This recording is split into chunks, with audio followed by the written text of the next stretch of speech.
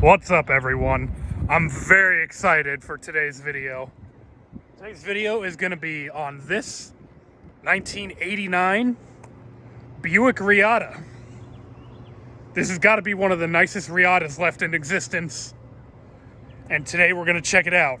So let's go ahead and get started. In the Toyota Prius video, you guys heard me gush about how clever and cool I thought it was. Well, that's nothing compared to this.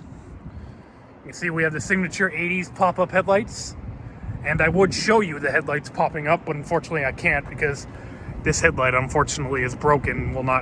It'll go down, but it won't go back up. So you can see it's black. The paint is in excellent shape. It was garage kept pretty much its whole life. I'm borrowing this car from my friend, the same friend who had the Chevrolet Blazer, and this is definitely in a lot better shape than that, and he is the second owner of this car. It was one owner from new before Elliot bought it. Do have a light bar coming across the back. This Buick light here does light up. I think Elliot said there's like 12 or 15 bulbs in it. It's a really cool looking car.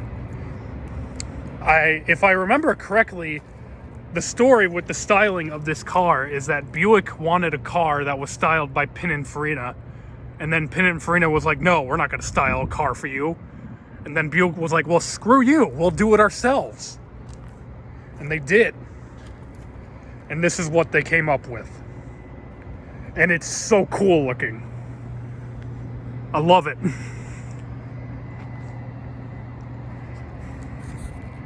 Let's go ahead and move on to the interior. The interior of this car definitely oozes the same cool as the exterior. As you can see, it has leather interior, and it is in fantastic shape. Absolutely beautiful. And you can see this car has only 99,702 miles on it. It's ridiculous. And, for those of you who are curious, it does have the CRT. And we're going to check it out. So this is your main cluster. Starting from the left, you got a nice vertical little air vent. Next to that, you got your lighting controls, main headlights, parking lights, off. This is your gauge dimmer here, and then cruise control, and then hazards. And then this is your main cluster here. You got your time off to the right, speed in the middle, and then your fuel gauge, and trip odometer. Below the time, you got the actual odometer. There's two buttons here, metric and test. Metric converts everything to metric. You can see the odometer converted into kilometers. And then test, you press that, and all the lights test in the cluster. And then over to the right of the cluster, you got two more buttons. You got trip set, which resets your trip odometer. And then gauge, which is interesting. If you press gauge, it zooms in on the left quarter of the fuel gauge, which is so cool. And then to the right of that, you got your main wiper controls. High wiper, low wiper, wipers off. That thing that says pulse, min and maximum, that's actually your intermittent wipers. And then below that, you got your washers. And then your front and rear defrost. And then you have another vertical vent.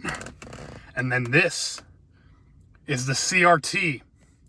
It is a touchscreen. Right now, it's warning us about low brake fluid, which is an issue I'll talk about while I'm driving the car. So you can see it is a touchscreen, and this is so cool. You can see it's flanked on the top and bottom by 6 buttons. Got climate, summary, and radio. Climate, all your various climate controls. You can set your fan speed, on and off, memory. Set the temp, cool and warm, your outside temperature, and then your different heater, econ, auto, bi-level, and defrost. So that's your different zones on the bottom. And then over to the right, you got radio. See up here, you got volume, seek, on, off, turn off, please. That was a mistake. AM, FM, your equalizer, balance, scan, memory. This does have Dolby noise reduction, tune, eject, play, and then your presets at the bottom there. And then this summary screen Doesn't really show you much. It just shows you your various radio information, your climate information, the date, and your average fuel economy. And then you got gauges, and this is so cool. With the gauges in this screen, you have a full complement of gauges. In here, you got a tachometer, oil pressure, volts, and coolant temperature. And that's in addition to the fuel gauge you have in the main cluster. And then these other two buttons are all configurable stuff. This options button just allows you to configure the trip computer, set a reminder. And then the status button allows you to configure the clock, the brightness, the system tone, and a diagnostic. It's awesome. My favorite screen is the gauges, just because I like the gauges. If you go down the center console, you do have, this is an aftermarket Sirius XM receiver. Got a cassette player in here, which is cool, Delco cassette player. Over here, you got some lighting controls, fog lamp, and the lamp detract, which is lamp retract, which is the button you press if you want the headlights to stay up.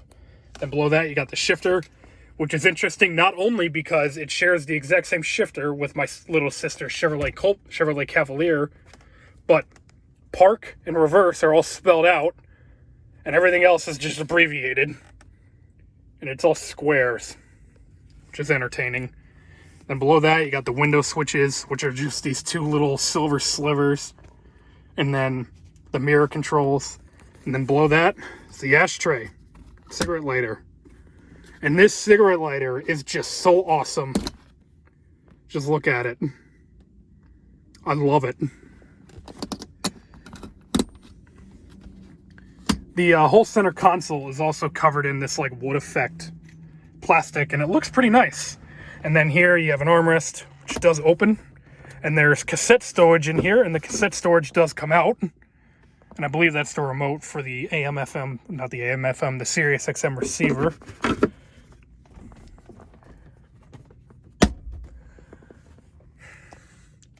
The whole dash is mostly plastic.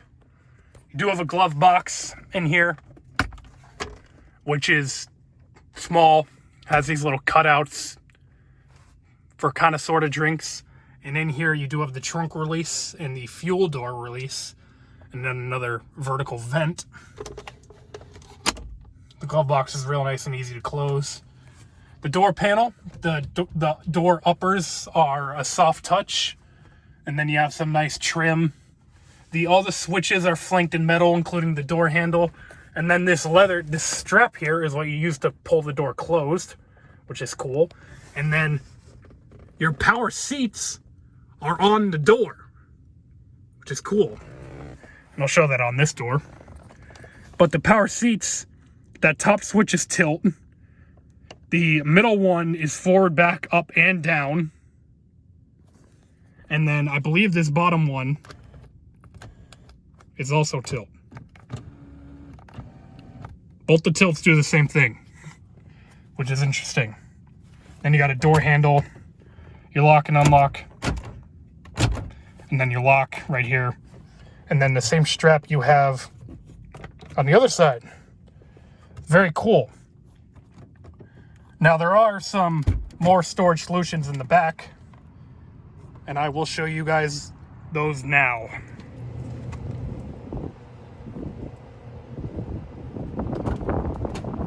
So as you saw, the glove box up front was not particularly substantial, and in order to compensate that, Buick gave you these bins back here and this ginormous pass-through to the trunk. These bins are they're a supplement to your glove box, and they hold various things. In this one, you have the owner's manual, which is tiny. This is the whole owner's manual, which is wild. And then you have some various paperwork and service information. And then in this one, you have my sweater, which I meant to throw up there, and a volt reader. And both these bins are lockable. And then this one here is, the purpose of this one is to be a trunk pass-through, and you open it with this key here. This key is separate from the main ignition key. And It's just a ginormous trunk pass-through. And this is, I believe, is a 6-disc CD changer here. Very cool stuff. And this whole thing is covered in this nice carpet that feels very nice. And I would call this a really nice interior. I like it a lot. And all these bins are lockable. And they do snap in place. They do snap closed so they won't come open while you're driving. Very cool interior.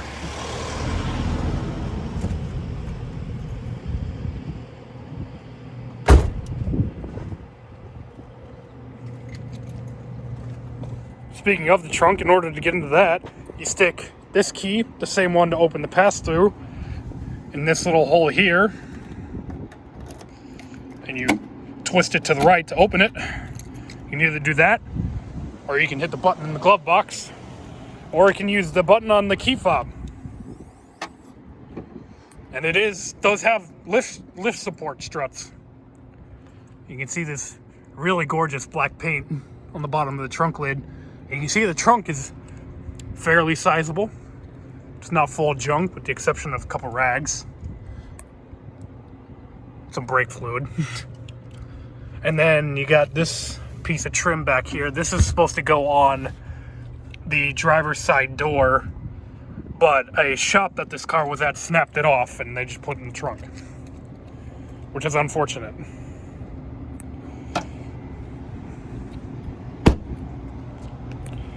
Let's go and check out the engine already. It is time to show you the motivation of this glorious car.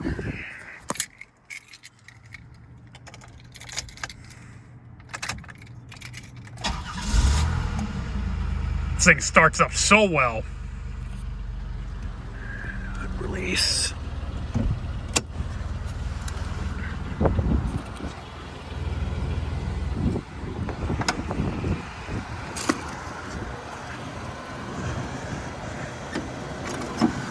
This car has an absolute jewel of an engine.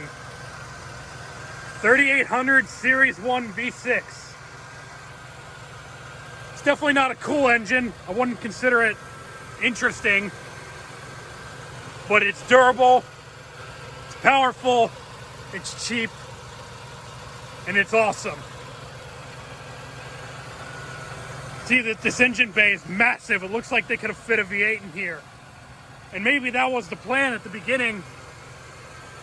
Got your belts right here.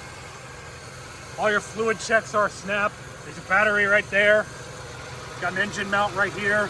Coil, airbox, brake reservoir that looks like.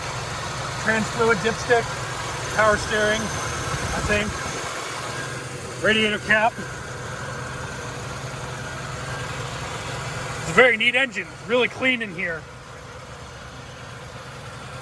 I believe in this application it makes around 160 horsepower and 210 foot-pounds of torque. And this car has a 4-speed automatic. 0 to 60, I would have to say, is around 9 seconds, which for the time was pretty fast, but by modern standards is only fast enough to feel not dangerous.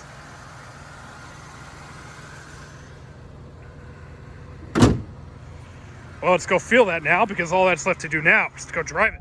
Alrighty, we're driving the Reatta. Now, if it isn't patently obvious, I think this car is just awesome. I think this thing is an 80s technological wonder, and it's so cool, even by modern standards. I guess we should go over some issues that are specific to this car, starting with the brake fluid, which I was telling you about earlier. This car has a leak in the brake booster somewhere, like a small pinhole leak. And it's been to many different shops and they haven't been able to track it down. And I'm not sure why. You know, like, even though it's a rare for a GM product, it's still a GM product. How hard could it possibly be to work on? But other than that, this thing is excellent. You know, this is... I'm sure there's nicer Reattas than this that are left, but they've got to be, this has got to be one of the last ones. Like, this thing drives So nice. It drives absolutely fantastic. It's got great power. The transmission feels excellent. You know, the AC works great. It rides smooth. The suspension feels fantastic. It's incredible. It's so much nicer than the Blazer. And the owner of this car,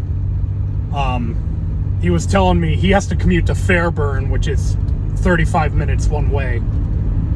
And he was telling me he was doing it in the Blazer, and it was just so ridiculous. And then he did it in this, and it's so nice, so quiet, so smooth. One thing that is interesting is I'm finding that it's extremely nice to have a clock right in the gauge cluster, right in your line of sight. I like that, and I bet you can see this clock at night, and you can't see the clock in my Accord at night. But going back to the brake fluid issue, the brake booster leak issue, the brakes are definitely spongy, but they're not bad. I was expecting them to be terrifying, but they're actually all right. They're definitely spongy, but they're really not any worse than any other spongy brake pedal I've ever felt. And the steering is actually excellent, which I was not expecting. There's a little bit of on-center slop, like just a little bit, and there's a little bit of body roll, but not too bad. But for an 80s GM product, you expect it to be just awful, but it's great. And obviously the steering wheel is nice, it's leather wrapped, and it feels great. You might be able to hear the brakes squeaking a little bit. The pads are a little worn as well. I don't know if you can hear the bonging of the turn signals. For some reason, the turn signals bong instead of making the click, which I'm not sure why, but it's interesting. Right now, the gauges in the CRT, the tachometer is telling me that the engine's revving at 1700 RPM. We're making 51 pounds of oil pressure, which is good. 14 volts, so the battery's charging. And the coolant temperature is 152, which is a little low. Makes me wonder if either the thermostat is sticking or it has a 160 degree thermostat for whatever reason. But that's fine, you know. Car still drives good. You know, still goes in overdrive. It's fine. And I'm sure the cooler temperatures are helping the transmission. Oh yeah, on this turny road, there's definitely some body roll. This was marketed as a sports car, and it's a sports car in the old person sense. You know, it's a sports car because it's a coupe. But there's not a whole lot that's sporty about it. You know, 160 horsepower, 4-speed auto. It's definitely not fast, especially by modern standards. But at the same time, it's also a Buick, and Buicks are supposed to be luxurious vehicles. They're not necessarily performance vehicles, and this thing is definitely luxurious. Super nice. It just floats down the road. It drives so well. And it feels nice in here, even by modern standards. Yeah, there's a lot of plastic, but it's all in really nice shape, and it is supplemented with really nice materials in all the right places. And it definitely looks nice as well. Again, even by modern standards. This center console, this wood effect center console, it looks good. Even, like, I keep saying even by modern standards, but it still looks good. You know, if you put a more contemporary shifter in here, it would fit in today's market, I think. Which is heavy praise, especially for a GM product from the late 1980s. More interesting GM turn signal bonging. This car is so cool. I love it. I'm so happy that I was able to film this car. I'm really happy that my friend Elliot bought it. He has become like my connoisseur for obscure cool cars. You know, he told me that he's thinking about selling this, and I do understand why he wants to sell it. Like, it's cool and it's in really good shape, but doesn't really lend itself to being a daily driver, even though it does drive good and it's in really good mechanical shape. But he told me he was thinking about selling it, and what he wanted to replace it with was a Nissan hardbody, like a late 80s Nissan hardbody pickup truck with a 5-speed. And I was like, oh yeah, I was like, hell yeah, do it. And I can do a video on that as well. And you know, he's a great guy. He lets me come and film his cool cars.